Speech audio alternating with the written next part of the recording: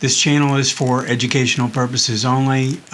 Make sure you do your own due diligence before making any investments. And there is inherent risk in trading, so it's speculative. Just make sure you keep that in mind. Hi, this is Joe Rabil with Invest Like a Pro. We're going to talk about the S&P. We're going to look at the QQQ, and I am going to take a quick look at the Russell 2000 index as well. Also want to take a brief look at the sentiment numbers just to make sure we're staying on top of that. So a lot to cover. Let's go ahead and get going.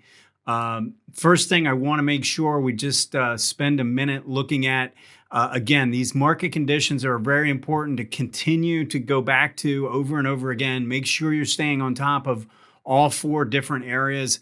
There's a trend and momentum component, and do that in multiple time frames. Look at the volatility. We want to look at the overbought, oversold condition of both the market using the indexes, but also the number of stocks in the index and what they are doing. And then you want to look at the sentiment numbers as well. So let's take a look at this sentiment to start. And you know, we made this move that got the number of bulls versus the number of bears, which is the black line on the second scale underneath. It got up to about 45%, and market took a pretty good hit with that. And if you notice, the sentiment numbers dropped right with it, and we got down to about 30% more bulls than bears. So that was a pretty significant 15% drop in a very short period of time. We're now starting to work our way back up, and the number of bulls, just the number of bulls, is up close to 60% again. So we're getting up into an area, again, if the difference between the two climbs over 40, it tends to provide a little bit of a headwind for the general market. So we just want to be aware of that. We're not there yet, but we're kind of working our way back up again. Now, if this market consolidates a little bit more, then maybe we'll see the sentiment drop down, and that could set up a better opportunity to the upside. I want to start with the S&P in our four time frames. And I'm going to go directly. There's no change really in the S&P chart. And so on a monthly basis, so let me go straight to the weekly. And what I mentioned the last time was that we had some resistance up here above 3,500.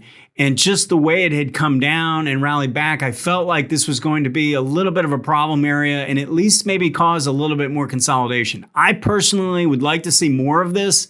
I would like to see this spend the balance of the month, which is about another week's worth, inside the range of last month. So that would mean this would continue to go sideways. And so that's kind of what I would like to see. I think that would be a healthy sign if we could pull that off. If we go to the daily chart, we've pulled right back to where I mentioned last week. The target for this move was right around the 3,400 area. We've gotten really close to that. So now we've reached a situation where we've pulled back, and you know there's not a lot of strength in the trend either way. The ADX is pretty low. And so I'm not totally convinced that this is getting ready to do a whole lot right now. It might end up just kind of wallowing around and working sideways. But, you know, if it's going to work and if this market is going to push higher, it should do it right from here. I think if we break 3,400 to any significant degree, then you should be looking for a bigger range to develop and maybe even a test of this 3,200 area again. I do want to take a look at the hourly, because what's taken place here is we've kind of just continued to work lower. And last week, what I said was I really wanted to see this fail at the 18 and the 40 and then work its way down and test this area. Well, it ended up overrunning that level a little bit before starting to pull back. But generally speaking, it still did kind of what I was hoping for.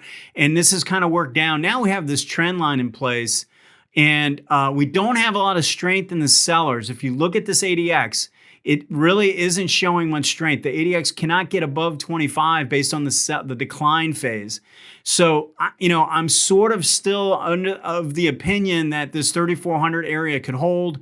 But I will be a lot more convinced if we can break this downtrend line, especially with a little volume behind it, or maybe some green DI. Either one would make me feel a lot better about some kind of a turn happening here. Let's go to the QQQ.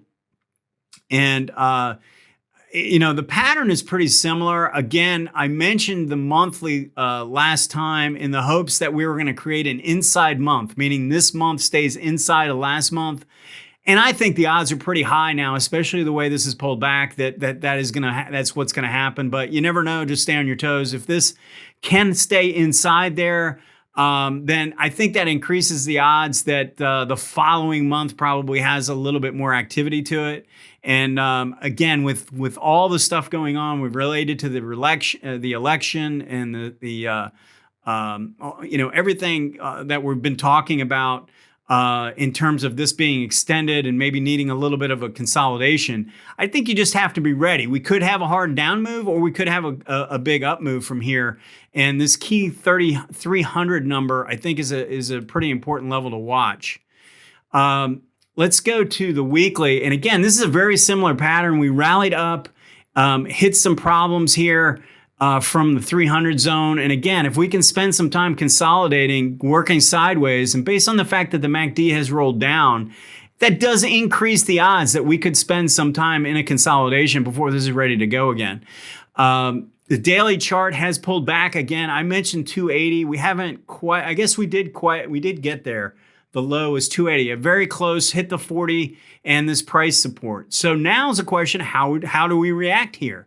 And so we want to watch the hourly chart. And again, we have a trend line in place, same scenario as the S&P chart, and not a lot of strength in the decline phase for the ADX. So this still sets itself up. If this can break out above this trend line and show some positive DI, I think that does increase the odds that we make another push to the upside. Just stay on your toes. If the daily chart cannot hold 280, then again, you should be expecting a deeper pullback, maybe even to 260, but certainly a little bit more volatility to show up, and maybe some sideways consolidation to continue to take place. The reason why I want to bring up the Russell 2000 is this daily chart. And if we look at what's taken place, so today the Russell 2000 was up 1.58%. S&P was up 0.52, and the NASDAQ was only up 1.9%. So this is a pretty big standout day. And if you notice, the Russell just pulled back to a rising 18, pretty orderly. If we go to the hourly chart, we have actually an index that is holding up much better. It's been holding up much better. It's made more of a sideways pattern here, and we're already back above the 40. Lots of improvement. And you can see if I drew a downtrend line, it would actually be more like a horizontal line. So we don't have that downward movement. It's more sideways. So subtle improvement in the Russell 2000. And the reason I'm bringing up the Russell is because, I think this is at a very key stage. If the market's going to keep climbing higher, I would like to see this index, which has really struggled. I mean, if you look at what's happening on the monthly chart, it really has not gotten up past this resistance zone. So we still have some problems overhead in the Russell. And I think if the market wants to really push higher, we should see some better participation in some of these stocks. So I think this is a good sign, something to keep an eye on. And, we'll just keep watching it over the next week or two. Please hit that like button, and we'll talk to you soon.